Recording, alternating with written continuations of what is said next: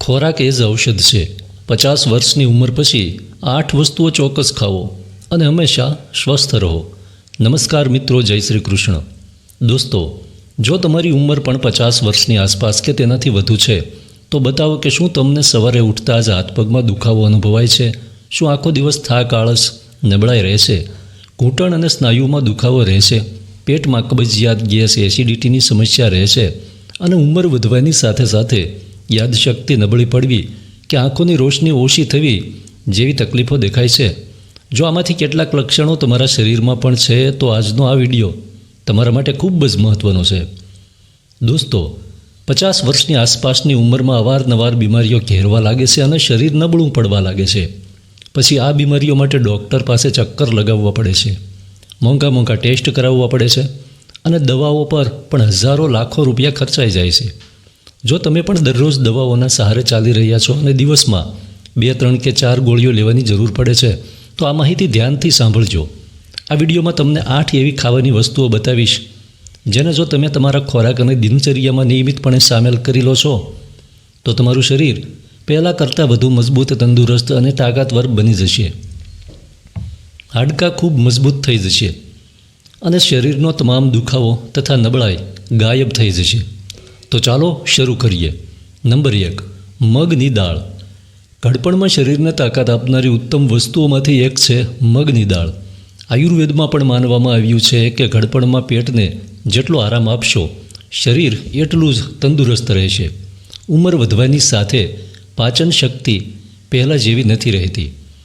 જે રાજમા, કાળા ચણા અને તળેલું ભળેલું ખાવાનું પહેલાં આસાનીથી પચી જતું એ હવે ગેસ, કબજિયાત અને પેટમાં ભારેપણાની તકલીફ ઊભી કરી શકે છે। દોસ્તો, આવા સમયે મગની દાળ ખૂબ જ સરસ વિકલ્પ છે। તે હલકી છે, સહેલાઈથી પચી જશે અને શરીરને સારું પ્રોટીન પણ આપે છે। જો તેને ઓછું તેલ, હળવા મસાલા અને થોડું ઘી નાખીને બનાવવામાં આવે તો સ્વાદ પણ લાજવાબ રહે છે અને પેટ પર પણ વધારે બોજ પડતો નથી। ઘણા લોકોનો અનુભવ છે કે રાતના જમવામાં મગની દાળ લેવાથી પાચન પહેલાં કરતાં સારું અનુભવાય છે અને સવારે પેટ પણ આસાનીથી સાફ થઈ જાય છે। યાદ રાખો દોસ્તો, ઉંમર વધ્યા પછી એ જ ખાવાનું સૌથી શ્રેષ્ઠ છે જે પેટને હેરાન ન કરે, સહેલાઈથી પચી જાય અને શરીરને ભરપૂર તાકાત આપવામાં મદદ કરે। નંબર 2, દેશી ગાયનું ઘી। જો તમારી ઉંમર 50થી વધુ છે તો દેશી ઘી તમારા માટે વરદાનથી કમ નથી। વધતી ઉંમરમાં જ્યારે શરીરમાં નબળાઈ, થાક અને આળસ રહેવા લાગે છે ત્યારે સાચી માત્રામાં દેશી ઘી ખાવાથી શરીરને તાકાત અને સારો ખોરાક કે પોષણ મળી શકે છે। તે હાથ, પગ અને સ્નાયુઓને મજબૂતી આપવામાં મદદ કરે છે, જેનાથી શરીરમાં સ્ફૂર્તિ બનેલી રહે છે। એટલું જ નહીં, દેશી ઘી મગજ માટે પણ સારું માનવામાં આવે છે। તેના સેવનથી મગજને પોષણ મળે છે અને યાદશક્તિ તેજ રાખવામાં મદદ મળે છે। 50 વર્ષ પછી ઘણા લોકોને ગેસ, કબજિયાત, પેટ ભારે રહેવું અને પાચન બગડવું જેવી તકલીફો પણ ઘેરવા લાગે છે। એવામાં સાચી માત્રામાં દેશી ઘી ખાવાથી કબજિયાતમાં રાહત મળે છે, આંતરડાને ચિકાશ મળે છે અને પેટમાં જમા થયેલો મળ આસાનીથી બહાર નીકળવામાં મદદ મળે છે। તમે તેને રોજની થાળીમાં આસાનીથી સામેલ કરી શકો છો। રોટલી પર થોડું દેશી ઘી લગાવીને ખાવો અથવા દાળ અને શાકમાં 1 ચમચી ઘી નાખીને સેવન કરો। નંબર 3, પાકું પપૈયું। જો તમારી ઉંમર 50થી ઉપર છે અને સવારે ઉઠતા જ પેટ સાફ નથી થતું, ગેસ, કબજિયાત અને ભારેપણું તમારી રોજની સમસ્યા બની ગયા છે તો આજથી જ પોતાની થાળીમાં પાકું પપૈયું જરૂર સામેલ કરો। આપણા વડીલો કહેતા કે જેનું પેટ સાફ એનું પૂરું શરીર સ્વસ્થ। દોસ્તો, પાકા પપૈયામાં સારી માત્રામાં ફાઇબર હોય છે જે પાચનને સારું રાખવામાં મદદ કરે છે। ઘણા લોકો બતાવે છે કે જ્યારે તેમણે રોજ સવારે નાસ્તામાં 1 વાટકી પાકું પપૈયું ખાવાનું શરૂ કર્યું તો એમનું પેટ પહેલાં કરતાં વધુ હલકું રહેવા લાગ્યું, કબજિયાતની તકલીફ ઓછી અનુભવાઈ અને આખો દિવસ શરીરમાં તાજગી બનેલી રહી। જ્યારે પેટ ઠીક રહે છે ત્યારે ખાવાનું પણ સારી રીતે પચે છે, શરીરને પૂરું પોષણ મળે છે અને નબળાઈ પણ ઓછી અનુભવાય છે। જો મોસમ મુજબ મીઠું અને સારી રીતે પાકેલું પપૈયું મળી જાય તો સવારે કે દિવસમાં 1 વાટકી જરૂર ખાવો। નંબર 4, પલાળેલા બદામ। જો તમારી ઉંમર 50થી ઉપર છે તો આ વાત કદાચ તમે પણ અનુભવી હશે। ક્યારેક ચશ્મા ક્યાં મૂક્યા યાદ નથી રહેતું, ક્યારેક દવા લેવાનું ભૂલી જવાય છે, તો ક્યારેક કોઈનું નામ યાદ કરવામાં સમય લાગે છે। સાથે જ આખો દિવસ શરીરમાં આળસ અને નબળાઈ પણ બનેલી રહે છે। એવામાં રોજ સવારે 7 કે 8 પલાળેલા બદામ ખાવા તમારા માટે ખૂબ જ ફાયદાકારક માનવામાં આવે છે। આપણા વડીલો હંમેશા કહેતા કે સવારની શરૂઆત સારા ખોરાકથી થશે તો શરીર અને મગજ બંને આખો દિવસ સાથ આપશે. આયુર્વેદ અનુસાર નિયમિત રૂપે પલાળેલા બદામ ખાવાથી મગજને સારું પોષણ મળે છે, યાદશક્તિ સારી રહે છે, શરીરમાં તાકાત આવે છે અને વધતી ઉંમરમાં થતી નબળાઈ પણ દૂર થાય છે. વધતી ઉંમરમાં નિયમિતપણે 7-8 પલાળેલા બદામ ખાવા હૃદય અને સ્નાયુઓ સ્વસ્થ માટે પણ ખૂબ ફાયદાકારક છે.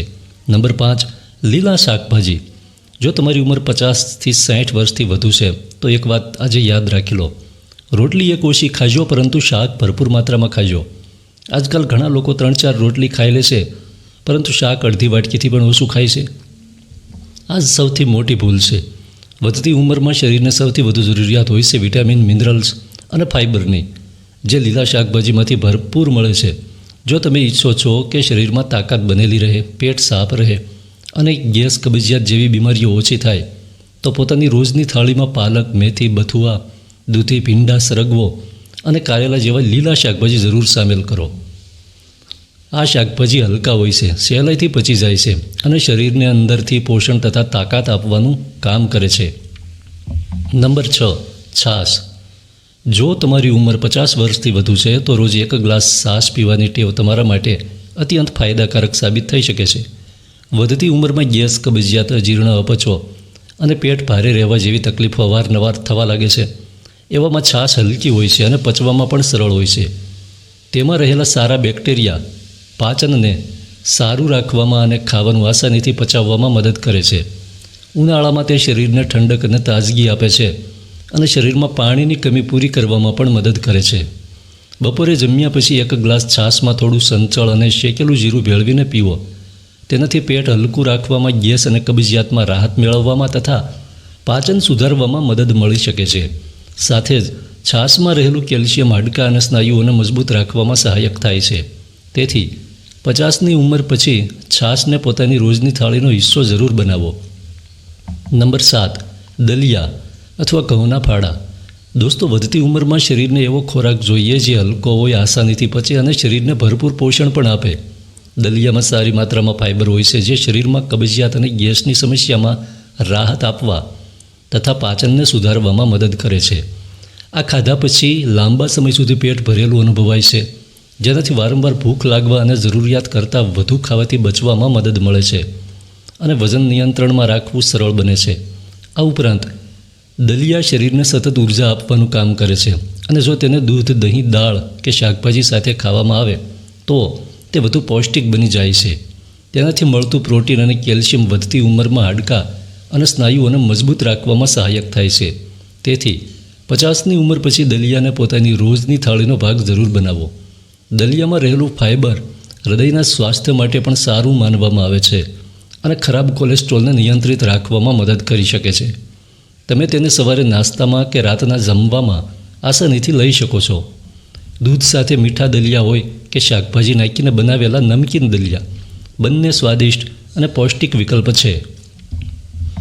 નંબર 8, પાણી. દોસ્તો, વધતી ઉંમરમાં પાણીને ક્યારેય હળવાશથી ન લો.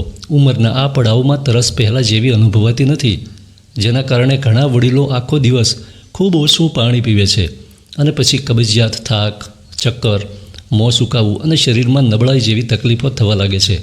દોસ્તો, શરીરના દરેક અંગને સાચી રીતે કામ કરવા માટે પૂરતા પાણીની જરૂર હોય છે. પાણી ખોરાકને પચાવવામાં, શરીરમાંથી કચરો બહાર કાઢવામાં અને પૂરા શરીરને સ્ફૂર્તિલા રાખવામાં મહત્ત્વપૂર્ણ ભૂમિકા ભજવે છે. તેથી તરસ લાગવાની રાહ ન જુઓ. આખો દિવસ થોડું થોડું કરીને પૂરતું પાણી પીવાની ટેવ પાડો. વધતી ઉંમરમાં શરીરને સ્વસ્થ, તાકાતવાર અને ઉર્જાવાન રાખવાનો સૌથી સરળ અને સસ્તો ઉપાય છે આખો દિવસ 7-8 ગ્લાસ પાણી પીવું. યાદ રાખો દોસ્તો, ઘડપણમાં દવાઓ કરતાં પણ જરૂરી છે શરીરમાં પાણીની ભરપૂર માત્રા. દોસ્તો, આપણા ઘરના વડીલો હંમેશા કહેતા કે ઘડપણ કોઈ બીમારી નથી, પરંતુ જ્યારે ખાનપાન બગડી જાય છે ત્યારે શરીરની નાની નાની તકલીફો પણ મોટી પરેશાની બની જાય છે. જી હા દોસ્તો, આજે આપણે જે 8 વસ્તુઓ વિશે જાણ્યું તે શરીર માટે કોઈ જાદુથી કમ નથી. આયુર્વેદમાં પણ યોગ્ય માત્રામાં અને પોતાના સ્વાસ્થ્ય મુજબ આ વસ્તુઓને ખોરાકનો હિસ્સો બનાવવો ખૂબ જ લાભદાયી માનવામાં આવ્યો છે. એક વાત હંમેશા ગાંઠે બાંધી લો દોસ્તો, જો તમારું ખાનપાન સાચું છે અને સારી ટેવો તમારી રોજિંદી જિંદગીનો ભાગ છે, તો ઉંમર વધ્યા પછી પણ તમે લાંબા સમય સુધી સ્વસ્થ, તાકાતવાર અને મજબૂત બની રહી શકો છો. આ જ નાની નાની ટેવો તમને વારંવાર ડૉક્ટરના ચક્કર લગાવવા, મોંઘી સારવાર અને દવાઓ પર થતા ખર્ચમાંથી બચાવવામાં મદદ કરી શકે છે. આશા રાખીએ છીએ કે સ્વાસ્થ્ય સાથે જોડાયેલી આ નાની માહિતી તમને પસંદ આવી હશે. વિડીયો પસંદ આવ્યો હોય તો કૃપા કરીને એક લાઇક જરૂર કરજો અને અમારી ચેનલને સબસ્ક્રાઈબ કરવાનું ભૂલતા નહીં. ફરી મળીશું એક નવા વિડીયોમાં. ત્યાં સુધી સ્વસ્થ રહો, મસ્ત રહો. ધન્યવાદ.